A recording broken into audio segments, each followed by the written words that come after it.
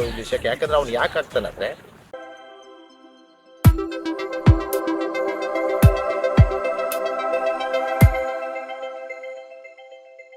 ಎಲ್ರಿಗೂ ನಮಸ್ಕಾರ. ವಿಜಯ ವಿಶ್ವವಾಣಿ ಯೂಟ್ಯೂಬ್ ಚಾನಲ್ಗೆ ಸ್ವಾಗತ. ಮೊದಲಿಗೆ ಎಲ್ಲರಿಗೂ ಮಕರ ಸಂಕ್ರಾಂತಿ ಹಬ್ಬದ ಶುಭಾಶಯಗಳು. ಇವತ್ತು ವಿಶೇಷವಾದಂಥ ದಿನ, ಜೊತೆಗೆ ಈ ಸಂಚಿಕೆಯೂ ವಿಶೇಷವಾದಂಥದ್ದು. ಇವತ್ತು ನಮ್ಮ ಜೊತೆ ಒಬ್ಬ ವಿಶೇಷವಾದಂಥ ವ್ಯಕ್ತಿ, ಅವರ ಹೆಸರು YB ರಮೇಶ್ ಕೋಟೆ ಅಂತ. ಅವರು ಎಷ್ಟೋ ನಿರ್ಮಾಪಕರು, ನಿರ್ದೇಶಕರು ಅವ್ರ ಹೆಸರಿಗೋಸ್ಕರನೇ ಕೆಲಸ ಮಾಡ್ತಾರೆ. ಆದರೆ ಇವರು ಕೆಲಸ ಮಾಡ್ತಾರೆ, ಆದರೆ ಅವ್ರ ಹೆಸರು ಹಾಕೊಳ್ಳಲ್ಲ. ಇವತ್ತು ಯಾಕೆ ಅಂತ ಅವ್ರನ್ನ ಕೇಳೋಣ ಬನ್ನಿ. ನಮಸ್ಕಾರ ಸರ್. ನಮಸ್ಕಾರ. ಮೊದಲಿಗೆ ಮಕರ ಸಂಕ್ರಾಂತಿ ಹಬ್ಬದ ಶುಭಾಶಯಗಳು. ಧನ್ಯವಾದಗಳು. ತಮಗೂ ಕೂಡ ಮಕರ ಸಂಕ್ರಾಂತಿಯ ಹಬ್ಬದ ಶುಭಾಶಯಗಳು. ಸರ್, ಎಲ್ಲ ನಿರ್ದೇಶಕರು, ನಿರ್ಮಾಪಕರು ಹೆಸರಿಗಾಗಿ ಮಾಡ್ತಾರೆ ಕೆಲಸನ. ಬಟ್ ಆದರೆ ನೀವು ಯಾಕೆ ಕೆಲಸ ಮಾಡ್ತೀರಾ, ಆದರೆ ಯಾಕೆ ನೀವು ಹೆಸರು ಹಾಕೊಳ್ಳಲ್ಲ? ಅದ್ರ ಉದ್ದೇಶ ಏನು? ಭಯ. ಭಯ ಅಂದ ತಕ್ಷಣ ಎಲ್ರಿಗೂ ಒಂದು ಕ್ವೆಶನ್ ಉಟ್ಕೊಳುತ್ತೆ, ಏನಕ್ಕೆ ಭಯ? ಹಾಗಾದ್ರೆ ಸಿನಿಮಾಗೆ ಯಾಕೆ ಬಂದ್ರಿ ಭಯ ಪಡೋದಾದರೆ ಅಂತಾರೆ. ನಿಜ. ಯಾಕಂದರೆ ಸಿನಿಮಾ ಅನ್ನೋದು ಹಿಂಗಾದ್ರೆ ಆಗಂಥದ್ದಲ್ಲ. ಒಬ್ಬ ನಿರ್ಮಾಪಕ ಹುಟ್ಕೊತಾನೆ, ಅವನು ದುಡ್ಡು ಹಾಕಬೇಕು. ನಿರ್ದೇಶಕನ ಕನಸಿಗೆ ಒಂದು ಬಂಡವಾಳ ಬೇಕೇ ಬೇಕು. ಆ ಬಂಡವಾಳ ನಿರ್ಮಾಪಕಂದು. ಸೊ ಎಷ್ಟೋ ನಿರ್ದೇಶಕರು ಅವರೇ ಬಂಡವಾಳ ಹಾಕೊಂಡು ಅವ್ರು ನಿರ್ಮಾಪಕರು ಆಗ್ತಾರೆ. ಬಟ್ ನಿರ್ಮಾಪಕರು ಪಟ್ಟ ಅಂತ ತಗೋತಾರಲ್ವ. ಸೊ ಹಂಗೆ ಒಬ್ಬ ನಿರ್ದೇಶಕನ ಕನಸನ್ನು ನಿರ್ಮಾಪಕನು ಸಾಥ್ ಕೊಡ್ತಾನೆ, ಬಂಡವಾಳ ಹಾಕ್ತಾನೆ. ಆ ನಿರ್ಮಾಪಕನ ಬಂಡವಾಳ ರಿಟರ್ನ್ ಬರಬೇಕು ಅನ್ನೋ ಭಾರ ತಲೆ ಮೇಲೆ ನಿರ್ದೇಶಕನಿಗೆ ಮಾತ್ರ ಇರುತ್ತೆ. ನಿರ್ಮಾಪಕನು ಕೂಡ ನಾನು ದುಡ್ಡು ಹಾಕಿದ್ದೀನಿ. ಯಾಕಂದರೆ ಯಾರೇ ಒಬ್ಬ ವ್ಯಕ್ತಿ ಬಂಡವಾಳ ಹಾಕಿದಾಗ ಅವನ ರಿಟರ್ನ್ ಎಕ್ಸ್ಪೆಕ್ಟೇಷನ್ ಇದ್ದೇ ಇರುತ್ತೆ. ಹಾಗಿಲ್ದೇನೆ ಸುಮ್ಮನೆ ಹಾಕಲ್ಲ, ಯಾರೂ ಹಾಕಲ್ಲ. ₹1 ಹಾಕಬೇಕಂದ್ರೂ ಯೋಚನೆ ಮಾಡ್ತಾನೆ, ನಾನು ಹಾಕ್ತೀನಪ್ಪ, ಇಂಥ ಒಬ್ಬ ಕಲಾವಿದನ ಮೇಲೆ ಹಾಕ್ತೀನಿ, ಅವನಿಂದ ನನಗೆ ಎಷ್ಟು ರಿಟರ್ನ್ ಇದೆ, ಬಿಸ್ನೆಸ್ ಆಗುತ್ತಾ ಆ ಸಿನಿಮಾ. ಈ ಥರದ್ದು ಒಂದಿಷ್ಟು ಗೊಂದಲಗಳು ಚಿತ್ರರಂಗದಲ್ಲಿ ಭಾಳ ಇದೆ. ಇತ್ತೀಚೆಗೆ ತುಂಬ ಇದೆ. ಯಾವಾಗ ಈ ಡಿಜಿಟಲ್ ಬಂದ ಮೇಲೆ.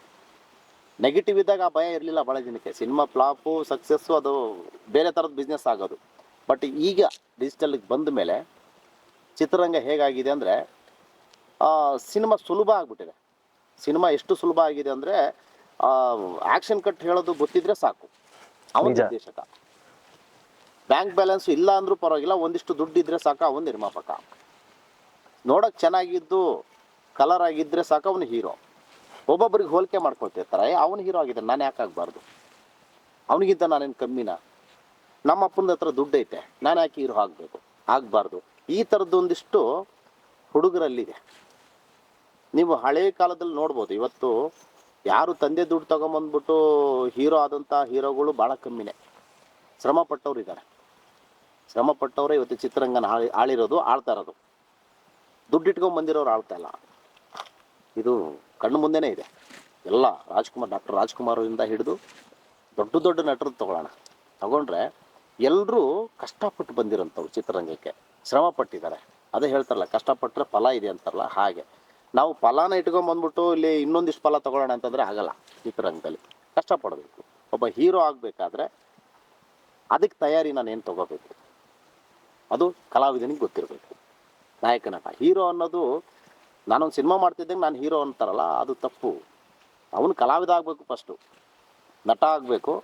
ಹೀರೋ ಅಂತ ಜನಗಳು ಕೊಡ್ತಾರೆ ಬಿರುದು. ಜನಗಳು ಕೊಡೋದು ಬಿರುದನ್ನ.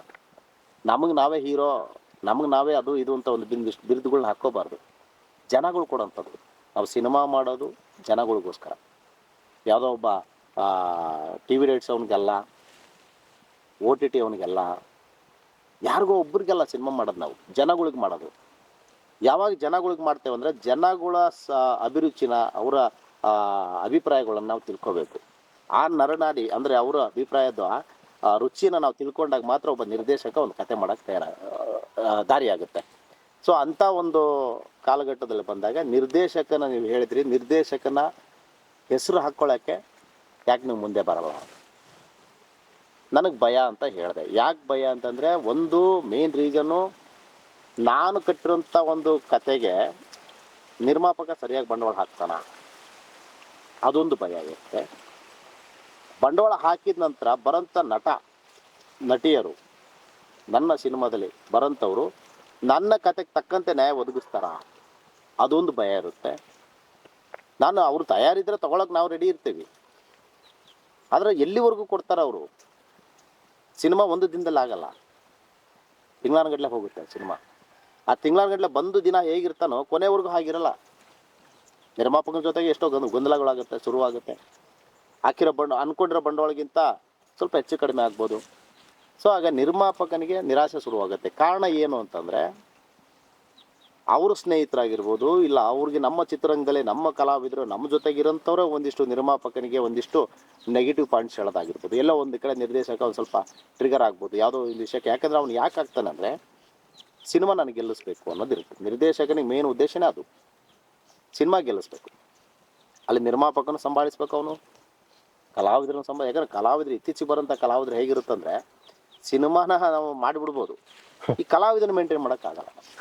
ಹೌದು, ಕಲಾವಿದರನ್ನ ಮೇಂಟೈನ್ ಮಾಡೋದು ಭಾಳ ಕಷ್ಟ ಇದೆ, ನಟಿಯರನ್ನ ಮೇಂಟೈನ್ ಮಾಡೋದು ಭಾಳ ಕಷ್ಟ ಇದೆ. ನಾಯಕಿ ನಾಯಕ ಅಂತ ಬರ್ತಾರಲ್ಲ, ಅವರು ಯಾವಾಗ ಅನುಭವದ ಕೊರತೆ ಇದ್ದಾಗ ಮಾತ್ರ ಅವ್ರ ಹತ್ರ ನಡ್ಕೊಳ್ಳೋದು. ಸಿನಿಮಾ ಅನ್ನೋದು ಒಂದು ವರ, ಅದು ಕಲೆ, ಅದು ಯಾರು ತಗೊಳ್ಳಲ್ಲ, ಯಾರಿಗೂ ಅದು ಒಲಿಯಲ್ಲ. ಸಿನಿಮಾ ಒಲಿದಿದೆ ಅಂತಂದರೆ ಅವರು ಸರಸ್ವತಿ ಪುತ್ರರು ಅಂತಲೇ ಹೇಳ್ಬೋದು. ಅಂಥದನ್ನು ಅವ್ರು ಲಾಯಕ್ಕಿರಲ್ಲ. ಸಿನಿಮಾನ ನಾನಿದ್ದರೆ ನನ್ನ ಸಿನಿಮಾ ಗೆಲ್ಲುತ್ತೆ ಅನ್ನೋ ಒಂದು ಮೈಂಡಲ್ಲಿ ಇಟ್ಕೊಂಡ್ಬಂದಿರ್ತಾರಲ್ಲ ತಲೆಯಲ್ಲಿ, ಅಂಥವ್ರಿಗೆ ನಾನು ಹೇಳೋದೇನೆಂದರೆ, ಭಯದಿಂದ ಬನ್ನಿ, ಭಕ್ತಿಯಿಂದ ಕೆಲಸ ಮಾಡಿ. ಭಯದಿಂದನೇ ಬರಬೇಕು ಸಿನಿಮಾಗೆ. ನನಗೆಲ್ಲ ಗೊತ್ತು, ನಾನು ದಬಾಕ್ಬಿಡ್ತೀನಿ, ನಾನು ಏನೇನೋ ಕಿತ್ತಾಕ್ಬಿಡ್ತೀನಿ. ಚಿತ್ರರಂಗ ಅದಾಗಲ್ಲ. ಹಾಗಂತ ಚಿತ್ರರಂಗ ಯಾರ ಆಸ್ತಿನೂ ಅಲ್ಲ, ಯಾರ ಆಸ್ತಿನೂ ಅಲ್ಲ. ಇಲ್ಲಿ ನಂದಿದು ಸಿನಿಮಾ ರಂಗ ಅನ್ನೋನು ಯಾರೂ ಇಲ್ಲ ಪ್ರಪಂಚದಲ್ಲಿ. ಸಿನಿಮಾ ರಂಗ ಯಾರ ಆಸ್ತಿನೂ ಅಲ್ಲ. ಯಾರು ಸಿನಿಮಾ ರಂಗಕ್ಕೆ ದುಡಿತೀನಿ ಅಂತ ಬರ್ತಾನೋ ಅವನದು ಸಿನಿಮಾ ರಂಗ. ಅದು ಓಪನ್ ಪ್ಲಾಟ್ಫಾರ್ಮ್. ಅದು ಯಾರು ಬೇಕಾದ್ರನ್ನ ಒಳ್ಳೆ ರೀತಿಯಲ್ಲಿ ಬೆಳಿಬೋದು. ಭಾಳ ಈಸಿಯಾಗಿ ಬೆಳೆಯೋವರೆಗೂ ಕಷ್ಟ ಇದೆ. ಎಲ್ಲ ಬೆಳೆದು ನಿಂತಿರೋಂಥ ಸ್ಟಾರ್ಗಳು ನೋಡಿದಾಗ ನೀವು ಎಷ್ಟು ಬೇಗ ಬೆಳೆದ್ಬಿಟ್ಟ, ಎಷ್ಟು ಬೇಗ ಅವ್ನ ಕಾರು ಬಂಗ್ಲೆ ಇದೆಲ್ಲ ಅಂತಾರೆ. ಸುಲಭ ಅಲ್ಲ. ಅವರ ಬೆಳವಣಿಗೆ ಹಿಂದೆ ಒಂದು ಸಾಧನೆ ಇರುತ್ತೆ, ಒಂದು ಕಷ್ಟ ಇರುತ್ತೆ, ಒಂದಿಷ್ಟು ಅವಮಾನಗಳಿರುತ್ತೆ. ಒಂದು ಸನ್ಮಾನ ತಗೋಬೇಕು. ಇವತ್ತು ಒಂದು ದೊಡ್ಡ KGF ಆಗಿರ್ಬೋದು, ಒಂದು ಕಾಟ್ಯಾರ ಇವತ್ತು ದೊಡ್ಡ ಸಕ್ಸಸ್ಸು. ನಮ್ಮ ಕರ್ನಾಟಕದಲ್ಲಿ ಈಗ ತೆಲುಗು ಭಾಷೆ ಸಿನಿಮಾಗಳು ಕರ್ನಾಟಕಕ್ಕೆ ಬರ್ತಾ ಇದೆ ಅಂತಂದರೆ ಭಯ ಪಡ್ತಾ ಇದ್ದಾರೆ. ಅಂಥ ಸಿನಿಮಾ ಬಂದಾಗ ಯಾಕೆ ತೊಗೊಳ್ಳಲ್ಲ ಜನಗಳು? ಯಾಕೆ ನಮ್ಮ ದರ್ಶನ್ ಸರ್ದು ಸಿನಿಮಾ ಎಲ್ಲ ಸಕ್ಸಸ್ಸು, ಎಲ್ಲ ಸಕ್ಸಸ್ ಆಗ್ತಾ ಇರುತ್ತೆ, ಒಂದಿಷ್ಟು ಫೇಲು ಆಗುತ್ತೆ. ಅದೇ ಹೀರೋ ತಾನೆ, ಅದೇ ಅಭಿಮಾನಿಗಳು ತಾನೆ. ಯಾಕೆ ಹೇಳ್ತಿದ್ದೀನಿ ಅಂದರೆ, ಒಳ್ಳೆ ಸಿನಿಮಾನ ನಮ್ಮ ಜನಗಳು ಬಿಡಲ್ಲ. ಯಾವುದೇ ನಟ ಆಗಿರ್ಬೋದು, ಒಳ್ಳೆ ಹೊಸಬನನ್ನು ಕೂಡ ಇಷ್ಟಪಡುವಂಥ ಎಷ್ಟೋ ಸಿನಿಮಾಗಳು ಉದಾಹರಣೆಗಳು ಇದಾವಲ್ಲ ನಮ್ಮ ಕನ್ನಡದಲ್ಲಿ. ದೊಡ್ಡ ಬಜೆಟ್ ಸಿನಿಮಾಗಳಲ್ಲವು, ಸಣ್ಣ ಸಣ್ಣ ಸಿನಿಮಾ. 6 Manage 5 ಅಂತ ಒಂದು ಸಿನಿಮಾ ಆಗಿರ್ಬೋದು, ತಿಥಿ ಆಗಿರ್ಬೋದು, ಸಣ್ಣ ಸಣ್ಣ ಸಿನಿಮಾ. ಅದ್ರ ಅಪೋಸಿಟ್ ದೊಡ್ಡ ದೊಡ್ಡ ಸಿನಿಮಾಗಳು ಬಂತು. ಬಾಹುಬಲಿ ಅನ್ನೋ ಸಿನಿಮಾ ಬಂತು ತಿಥಿ ಅಪೋಸಿಟಿಗೆ. ಇದಕ್ಕೆ 6 Manage 5 ಸಿನಿಮಾಗೆ ಬಾಹುಬಲಿ 1 ಆಪೋಸಿಟ್ ಸಿನಿಮಾ. ಗೆಲ್ಲಿಲ್ವಾ ಆ ಸಿನಿಮಾ? ಗೆಲ್ತು. ಜನಗಳು ಬಿಡಲ್ಲ, ಒಳ್ಳೆ ಸಿನಿಮಾನ ಯಾವುದೇ ಕಾರಣಕ್ಕೂ ಬಿಡಲ್ಲ. ಅದಕ್ಕೆ ನಿರ್ಮಾಪಕ ಮೊದಲು ದುಡ್ಡಿದೆ ಅಂತ ಮಾತ್ರಕ್ಕೆ ನಿರ್ಮಾಪಕನ ಆಗಬಾರ್ದವನು. ಇತ್ತು ಅಂದರೆ ಅನುಭವ ಇರೋಂಥ ನಿರ್ಮಾಪಕರ ಸಂಬಂಧಗಳು, ಅವರು ಒಂದು ಸ್ವಲ್ಪ ಸಲಹೆಗಳು ತಗೊಂಡು, ವಾಣಿಜ್ಯ ಮಂಡಳಿ ಇರುತ್ತೆ, ಅಲ್ಲಿ ಅನುಭವಿಸ್ತರು ನಿರ್ಮಾಪಕರು ಇರ್ತಾರೆ, ಅವರು ಸಲಹೆಗಳು ತಗೋಬೇಕು. ಇದ್ದಾರೆ ಒಳ್ಳೊಳ್ಳೆ ನಿರ್ಮಾಪಕರು ಇದ್ದಾರೆ. ಒಂದಿಷ್ಟು ಅಡ್ಡದಾರಿ ಎಳೆಯಂಥ ನಿರ್ಮಾಪಕರು ಇದ್ದಾರೆ. ಒಳ್ಳೆ ರೀತಿಯಲ್ಲಿ ಹೇಳ್ತಾರೆ, ಅವ್ರಿಗೆ ಬೆನ್ನಿಂದ ಚೂರಿ ಹಾಕೋದು, ಭಾಳ ಬೇರೆ ಕೆಟ್ಟ ಭಾಷೆಯಲ್ಲಿ ಹೇಳ್ಬೋದು ಅದನ್ನು. ಸೊ ಅಂಥ ನಿರ್ಮಾಪಕರು ಇದ್ದಾರೆ. ಅದರಲ್ಲಿ ಕೆಲವರು ಹಳಬ್ರೆ ಅನುಭವಿಸ್ತರೇ ಒಂದಿಷ್ಟು ಅಡ್ಡದಾರಿ ಎಳಿತಾರೆ. ಬಟ್ ಒಳ್ಳೆ ನಿರ್ಮಾಪಕರಿದ್ದಾರೆ, ಅಂಥವ್ರ ಸಲಹೆ ತಗೋಬೇಕು. ವಾಣಿಜ್ಯ ಮಂಡಳಿ ಇದೆ, ನಮ್ಮ ನಿರ್ದೇಶಕರ ಸಂಘಗಳು ಇದ್ದಾವೆ, ಸಂಘ ಸಂಸ್ಥೆಗಳು ಸಿನಿಮಾಗಂತಲೇ ಒಂದಿಷ್ಟು ಹುಟ್ಕೊಂಡಿರೋಂಥವು ಇವೆಲ್ಲ. ಸೊ ಅಂಥವ್ರ ಸಲಹೆ ತೊಗೊಂಡು ಸಿನಿಮಾಗೆ ಬನ್ನಿ. ಅದು ಎಲ್ಲಿ ಒಂದಿಷ್ಟು ಕಡೆ ಭಯ ಯಾಕೆ ನಿರ್ಮಾಪಕರಿಗೆ ಏನಂತಂದರೆ, ನಿರ್ದೇಶಕರಿಗೆ ಹಳೆ ನಿರ್ಮಾಪಕರು ಈ ನಿರ್ದೇಶಕರ ಬಗ್ಗೆ ನೆಗೆಟಿವ್ ಆಗಿ ಹೇಳ್ಬಿಡ್ತಾರೆ ಅನ್ನೋ ಭಯ ಈ ಹೊಸ ನಿರ್ದೇಶಕನಿಗಿರುತ್ತೆ. ಹಾಗಾಗಿ ಆ ನಿರ್ಮಾಪಕನ್ನ ಇನ್ನೊಬ್ಬ ನಿರ್ಮಾಪಕನ ಮೀಟ್ ಮಾಡೋಕ್ಕೆ ಬಿಡಲ್ಲ. ನಿನಗೆ ಕೆಲಸ ಗೊತ್ತಿದೆ ಅಂದಾಗ, ನಿನ್ನ ಕಂಟೆಂಟು ನಿನ್ನ ಪ್ಲಾನು ಕರೆಕ್ಟಾಗಿದೆ ಅಂದಾಗ ಯಾವ ನಿರ್ಮಾಪಕ ಆಗಿರ್ಬೋದು, ಯಾವ ನಿರ್ದೇಶಕ ಆಗಿರ್ಬೋದು ಬರ್ತಾನೆ ಅಂದರೆ ತಗೋ ಅವನ ಸಲಹೆಗಳ್ನ, ತಪ್ಪೇನಿಲ್ಲ. ನಿನ್ನ ಮೇಲೆ ನಂಬಿಕೆ ಇತ್ತು ನಿರ್ಮಾಪಕನಿಗೆ ಅಂದರೆ ಎಂಥ ದೊಡ್ಡ ನಿರ್ದೇಶಕ ಬಂದ್ರೂ ನಿನ್ನ ಬಿಟ್ಕೊಡಲ್ಲ ಅವನು. ನಿನ್ನ ಪ್ಲಾನ್ ಕರೆಕ್ಟಾಗಿರಬೇಕು. ಬಟ್ ಇಲ್ಲಿ ಹಾಗಿಲ್ಲ. ನಮ್ಮ ಕನ್ನಡ ಸಿನಿಮಾ ರಂಗದಲ್ಲಿ ಕೆಲವು ನಿರ್ದೇಶಕರದು ಅದು 100ಅಲ್ಲಿ ನಾನು 90% ನಿರ್ದೇಶಕರು ಹೇಳ್ತೀನಿ. 10% ಅದ್ಭುತವಾದಂಥ ನಿರ್ದೇಶಕರು ಅವ್ರನ್ನ ಮಾತ್ರ ನಂಬ್ಕೊಂಡಿರ್ತಾರೆ. ಅವರೇ ಬೇಕು ಅಂತ ನಿರ್ಮಾಪಕರು ನಿಂತಿರ್ತಾರೆ ದುಡ್ಡು ಹಿಡ್ಕೊಂಡು, ನನಗೆ ಸಿನಿಮಾ ಮಾಡಿಕೊಡು ನೀನು ಅನ್ನೋಂಥ ನಿರ್ದೇಶಕರು ಇದ್ದಾರೆ, ಇವತ್ತು ಇದ್ದಾರೆ. ಆದರೆ ನಿರ್ದೇಶಕರೇ ಒಂದು ಕೆಳಮಟ್ಟಕ್ಕೆ ಹೋಗಿ ನಿರ್ಮಾಪಕರಿಗೆ ಬೇರೆ ಬೇರೆ ಆಸೆಗಳನ್ನು ತೋರಿಸಿ, ಹೊಸ ನಿರ್ಮಾಪಕರಿಗೆ, ಹಳೆ ನಿರ್ಮಾಪಕರಿಗೆ ತೋರ್ಸೋಕ್ಕಾಗಲ್ಲ. ಅವ್ರಿಗೆ ಗೊತ್ತು ಚಿತ್ರರಂಗ ಏನು ಅಂತ, ಇವನು ಏನು ಯಾವುದು ಎಲ್ಲ ಗೊತ್ತಿರುತ್ತೆ ಅವನಿಗೆ. ಇದ್ರ ಜೊತೆಗೆ ಕೆಲವು ನಿರ್ದೇಶಕರು ಏನು ಮಾಡ್ತಾರೆ, ಅನುಭವ ಇರಲ್ಲ, ಕೆಲಸ ಮಾಡಿರಲ್ಲ. ಹೇಳಿದ್ಮೇಲೆ ಆಕ್ಷನ್ ಕಟ್ ಹೇಳಿಬಿಟ್ರೆ ಅವ್ರು ನಿರ್ದೇಶಕರು, ಕತೆ ಒಂದಿಷ್ಟು ಹೇಳಿಬಿಟ್ರೆ ಸಾಕು ಅವ್ರು ನಿರ್ದೇಶಕರು. ಅದಲ್ಲ, ಕತೆ ಜೊತೆಗೆ ಅದಕ್ಕೆ ಆದಂಥ ಒಂದು ಆಯಾಮಗಳು ಇದಾವೆ ಒಂದಿಷ್ಟು, ಅದನ್ನು ತಿಳ್ಕೋಬೇಕು.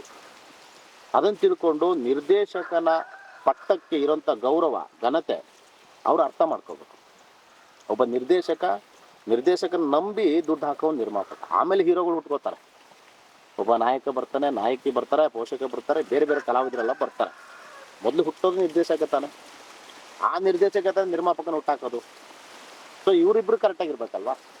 ಸೊ ನಿರ್ದೇಶಕನ ಸೆಲೆಕ್ಟ್ ಮಾಡಬೇಕಾದ್ರೆ ನಿರ್ಮಾಪಕ ಮೊದಲು ತಿಳ್ಕೋಬೇಕು. ಅವಾಗ ಅವ್ನು ಮೋಸ ಹೋಗೋಕ್ಕೆ ಸಾಧ್ಯನೇ ಇಲ್ಲ.